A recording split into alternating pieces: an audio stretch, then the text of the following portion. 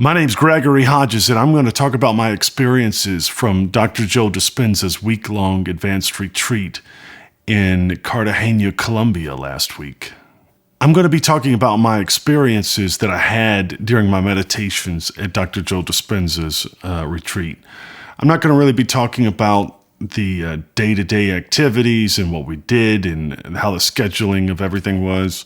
I'll maybe talk about some of the people and the experiences that I had in my meditations and the people around me. But other than that, it's for you to go find out what his event's about, and that's for him to show it to you. I don't feel like that's my place. So like I said, the event was held in Cartagena, Colombia. Cartagena was a great city. It's a beautiful city. It's a beautiful country in Colombia. I'll definitely be going back on my own time, whether there's a retreat there or not. It felt safe. The people were nice, pleasant. There's a lot of culture there, a lot of history, a lot of great old stories there. The food was absolutely incredible. The ceviche they have down there makes all the ceviche in America just look ridiculously stupid. It's incredible how big of a difference that is. So if nothing else, I just suggest you come and eat the ceviche. But anyway, when you're at the retreat, Dr. Joe's retreat, there's not really any time to visit wherever you are. It kind of consumes up your whole day. When you wake up, you go to the event, and when you get done, you're pretty much going home and going to bed. So I stayed a week after the retreat and got to enjoy the city. So anyway, at the retreat, there's a lot of meditation that happens, and there's a lot of Dr. Joe talking every day. And during these meditations, he says, I think there was probably like maybe 1,500 or about 2,000 people there. And they were from all over the world, and they were great people from Iraq. I met somebody from Iraq. I met somebody from Dubai. I met people from all over in South America, all over in America. So people from all over the world that were there. And everybody was just real nice and friendly. But during these meditations, you got practically almost 2,000 people there. And doing these meditations is different than sitting on your couch back at the house. I mean, it's like adding jet fuel to your meditations. You can just feel everything just get elevated when you're in the room and you start these meditations and you just go on. It's a different experience. Just that in itself is a different experience. And so that's one of the reasons why I've enjoyed going to these events, not only to hear Dr. Joe, but just the power of that many people in one room. It's hard to explain, but you really feel like you're getting a lot of work done, doing some heavy lifting. And so in these meditations, with all these people there, it's a high probability, or just I feel like it increases your chances for having different experiences in your meditations. For me, it does. Doesn't mean that it's always going to happen, but I also, I will say that I also don't seek out, try to find experiences. I know they're going to come, and I just don't know when. I don't try to have expectations in any meditation ever, or at any event that I go to, that, I need to have this experience to happen. I want a mystical experience. I want this to happen. They're all great to me, whether they're just kind of a mundane meditation or if I'm actually seeing stuff or things come to me. You don't really have a say in it either way. And if you think you do, you're probably just wrong, because I don't think that's how it works, because I've never seen it happen that way. So I'm not too hard on myself. I just go in and meditate. If things happen, then great. And if they do, if they don't, then that's fine too. So at this retreat, I did have a few experiences, nothing major like I've talked about in my past videos, if anybody's seen those. But, I also realized that you don't have to have something major to happen to make a big change. I mean, there's a few things that happened that I experienced at this retreat that were pretty big for me, even though they didn't last long, but they gave me some insights to myself that I'd never really seen before. So I guess I'll go through a couple of those, but and maybe just share some of my experiences. Some of them I understood, and some of them I don't understand. And I've definitely realized that with meditation, that you're going to understand some things, and some things you'll just probably never understand. And you just got to be okay with that and just move on. You don't have to try to overthink it and try to figure out what that means. Just some things just won't ever be understood, I'm convinced. But so, again, getting into these meditations is powerful with all these people there. And so during these meditations with all these people there, like I said, it's powerful having them all there. So during one of the meditations, my body convulses and shakes in every meditation that I do.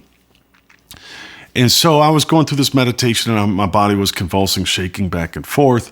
And then all of a sudden, out of nowhere, it's just like lightning kind of struck my body. It just out of nowhere, and my body would stop. And it's almost like everything in my body shut down. The only thing that I could probably describe it was I felt like there was just a little light inside of my head somewhere that was turned on, letting me know that I am still here and I'm aware of that, but I literally was nobody, no place, no time, being nowhere, just like Dr. Joe talks about a lot. I couldn't have told you where I was, who I was. It was definitely, everything was shut down. It's definitely a place where I felt like there could have been a lot of mystical experiences happening, or seeing some kind of visuals or things like that. I didn't have that experience there, but I definitely felt like it was close. There's probably a high chance that something like that could happen, but I don't really stress out about that.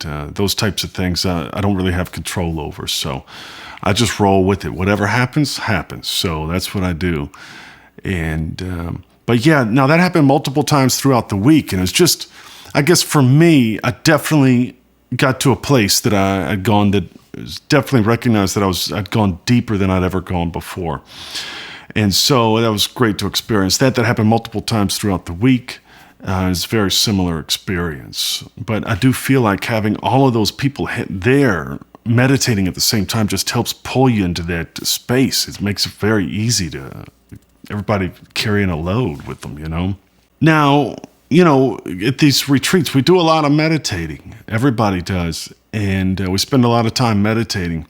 And I love it. I wish we just meditate all day. We do take breaks and go eat lunch and stuff, but I just assume just sit there and meditate all day. I love it. But I did have this moment that I sat there during a meditation. Again, my body started shaking and convulsing like it always does. That's not unusual. But I swear the best way that I can describe this was I had a brain scan. It felt like a Xerox machine going over across my brain, just like a bzzz, just forwards and backwards, and then forwards and backwards. And it did that for probably 25 minutes. It felt just like an electrical current just going forwards and backwards at like almost like a rhythm or a pattern. It didn't hurt. It didn't,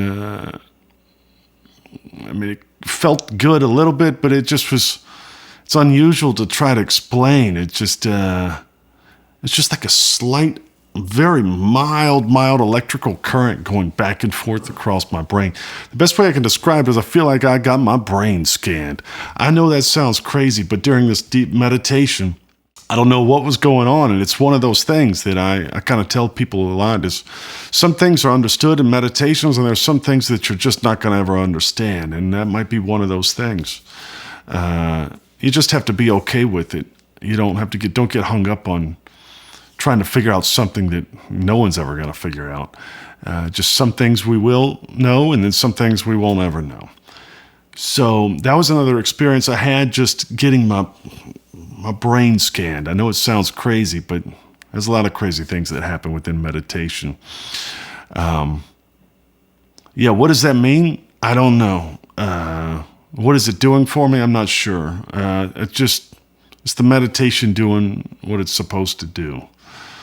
That's all I can come up with for it. There's sometimes that I go through and have a lot of experiences or mystical experiences, and then there's times that I go through like spurts where just like nothing happens.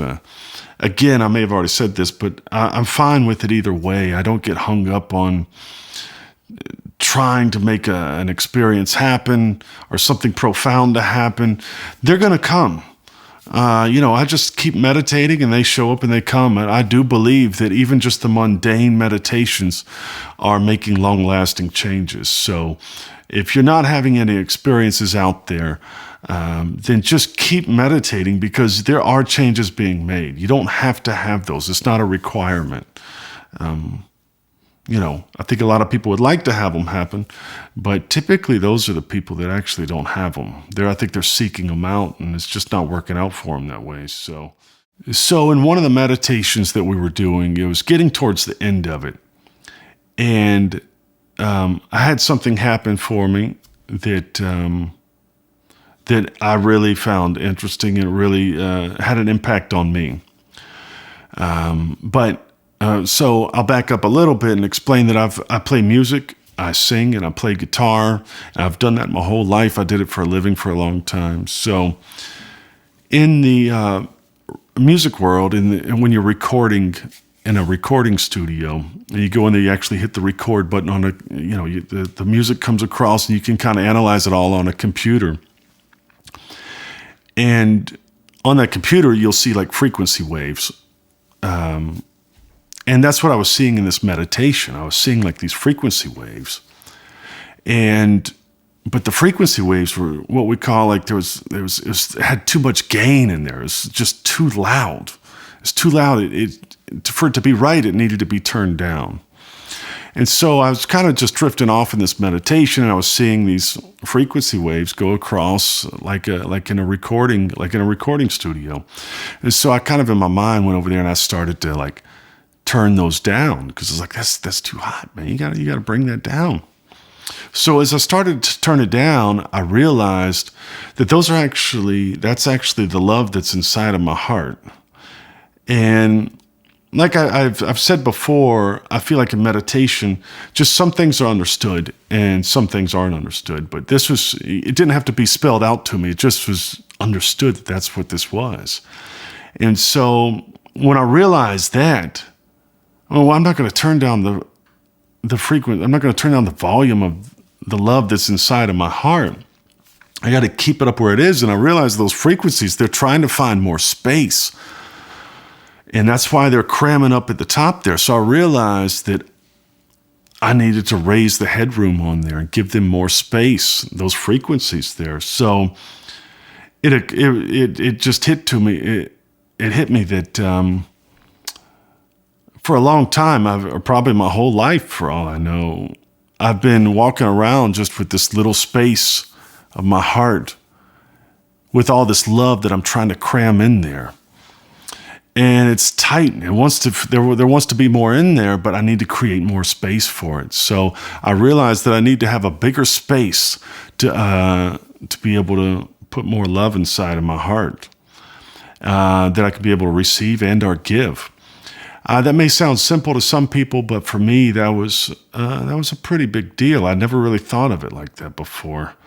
I just always thought you have your heart and just, let me get some more love, and then you just kind of stuff it all in there. But it was telling me I need a little more room, because maybe there's more love to give or more love to receive out there. And so it's definitely, if nothing else happened during the whole week, that short little thing that happened to me during that meditation was totally worth just the whole event. Definitely will have an effect on my life. Definitely has changed. I've changed a lot of things already so far. So that was one of the greatest things that I got out of this retreat, as far as experiences within a meditation. If you like meditation and you want to hear more stories about my experiences or things related to meditation, then like this video and subscribe. And right now would be a good time to do that. So I will say that when you're at the event, you'll meet a lot of people. It's very easy to meet people at this event. You all end up start being on the same frequency. So it's you almost feel like you're already friends with everybody before you even have seen them or met them before. And so it's very easy to open up and start talking to people. So as you do throughout the week, at the beginning of the week, you meet a lot of people, and not everybody, but you'll start to meet people that are kind of skeptical, or they're frustrated. Nothing's happened so far for them, or they're frustrated. They wished it was more like this. But I'll tell you, by the end of the week, everybody kind of connects with something somewhere, and you're not going to find one person that says that they didn't enjoy it. I'm convinced everybody leaves there going, this was an absolutely amazing experience. If there's people that didn't enjoy it, it's very few and far between. It's hard to find anybody that leaves there that's not happy. It is a great event. I've been multiple times for a reason. I enjoy it. It's great. I love meditating, so that's why I go. I recommend you go if you can, if you could take the time. Now, you don't have to go to these events to enjoy the benefits of meditating. But like I said before, it is like adding jet fuel. It's like you get, a B12 shot of meditation or something. It definitely heightens everything up really quick. So, plus, if you're a little bit unsure about meditation, after this week-long retreat, you'll have a pretty good understanding if you're into meditation or not after that. That's how I was when I first started, and I realized it was for me. So, anyway, I recommend everybody go if they can, and I'll see you on the next video. Thanks for watching.